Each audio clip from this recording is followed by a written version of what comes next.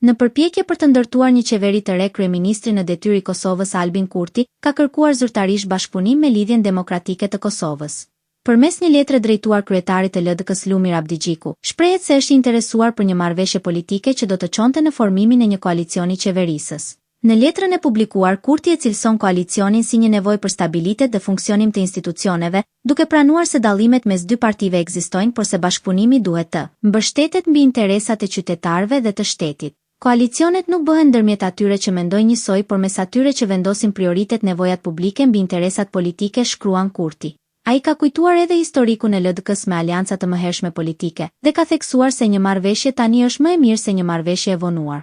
Pavarësisht se Abdigjiku ka refuzuar më parë dy kërkesa për takim, Kurti kërkon edhe një herë që të ulen në një tryez bisedimesh për të gjetur një zgjidhje që shmang zgjedhjet e parakohshme dhe garanton një qeveri funksionale.